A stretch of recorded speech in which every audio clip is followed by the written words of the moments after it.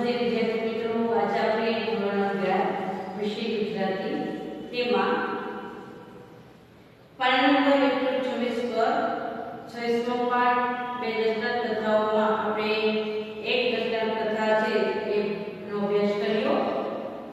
હવે આપણે બીજી દશનાથ કથા છે મહારાજ ધર્માદાનું શી રીતે ખવાય એના વિશે આપણે અભ્યાસ કરીશું। પાના નંબર 127 રાધનપુર વિભાગમાં સખત દુકાળ પડ્યો હતો। રાધનપુર વિભાગ છે તેમાં ખૂબ જ દુષ્કાળ પડ્યો હતો, અનાજ પૂરતું મળે નહીં, એટલે દર અઠવાડિયે ચણાને ગોળ આપવાની હવે ગોઠવણી કરી।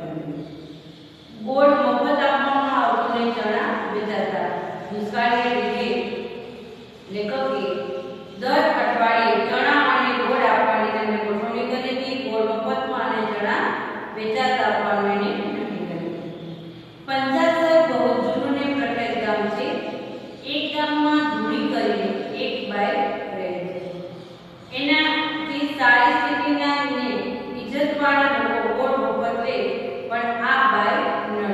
પંજાસરમાં બહુ જૂનું એક પ્રખ્યાત ગામ છે, તેમાં ગામમાં ધૂળી કરીને એક બાઈ રહે। તેનાથી સારી સ્થિતિ, ધૂળી ગરીબ તો હતી પણ એના કરતા સારી સ્થિતિ છે, એ સારી ઇજ્જતવાળા લોકો મફતમાં ગોળ લેતા, પણ આ બાઈ હતી નાની। એને એક દીકરો ધૂળી લાકડાના ભારાને ઘાસ ઉચકી લાવીને દીકરી તળાવમાં ખોદવા જાય। બંને મહેનત કરી અને જેવી ધૂળીને એક દીકરો હતો એ મરી ગયો, ધૂળીને દીકરો હતો તે મરી ગયો હતો। એ પછી એનો ધણી પણ મરી ગયો। ધૂળીને થયું, હવે હું શું કરું? એને ત્યાં બે બળદ હતા, 25 વીઘા જમીન હતી ને થોડા પૈસા હતા। બાએ બળદ વેચી દીધા, એના રૂપિયા 600 ઉપજ્યા। એ રૂપિયા લઈને એ ગામના વણિક ગૃહસ્થ લહેરચંદભાઈ પાસે ગયો।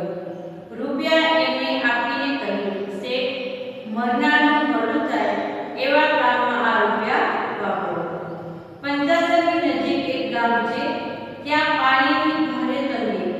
પેલા વણિક ગૃહસ્થે જાતે દેખરેખ રાખી કરકસરથી રૂપિયા 550માં કૂવો અને ગવાડો કરાવ્યો। ગવાડો એટલે કે જે કૂવો છે એની બાજુમાં ઘણે ઠેકાણે ઢોરાને પીવા માટે જઈ અને ટાંકા જેવું બનાવે, એમાં ઢોરા પાણી પીતા હોય એને હવાડો કહેવામાં આવે છે।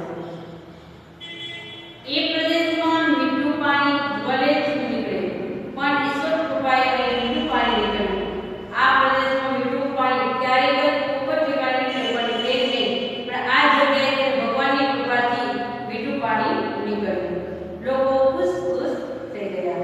25 વીઘા જમીન હતી, એ ધૂળીએ કૂતરાને રોટલા ખવડાવવા તથા પરબડીમાં આપી દીધા, અને થોડા રૂપિયા હતા તેની ચાંદીને રામજી મંદિરમાં ભગવાનનો મંગળ કરાવ્યો। પોતાના ગામમાં એક પરબ પણ મંડાવી।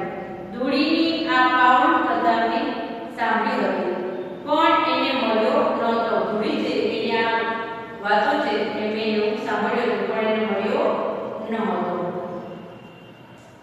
એને મળવાનું થયું ત્યારે મેં પૂછ્યું, બેન તમારું નામ શું? એને મળવાનું થયું ત્યારે મેં પૂછ્યું, બેન તમારું નામ શું છે?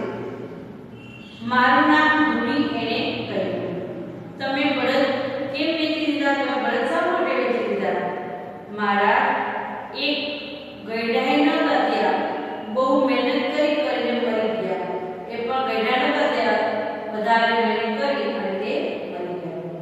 એમનું મારાથી ખવાય? આ બળદ એમના હતા એટલે વેચી દીધા। એમ મારે ખવાય નહીં, આ બળદ એમના હતા એટલે મેં એને વેચી દીધા। તમે તો જમીન પણ પરબડીમાં આપી દીધી।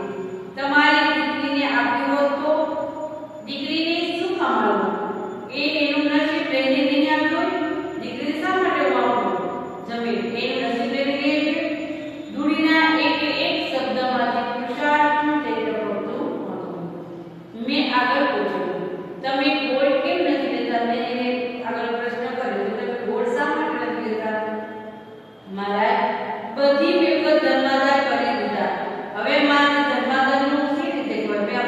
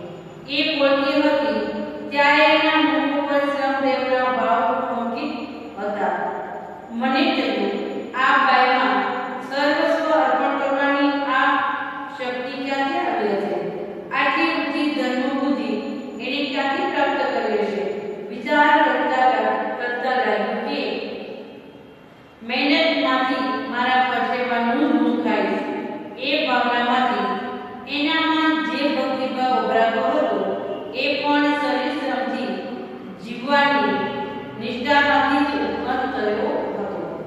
કોણ જાણે ધૂળી જેવી કેટલીય સ્વાર્થપણ પ્રેમી સ્ત્રીઓ આ